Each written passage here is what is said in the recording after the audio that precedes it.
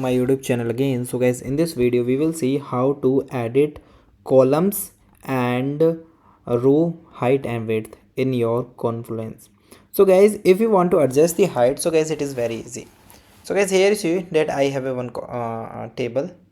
Okay, now if I want to increase the row size, so guys, here when I just hover on this line, so guys, here you see this is helps to adjust the column. So you simply move left and right, and this will help you to adjust it.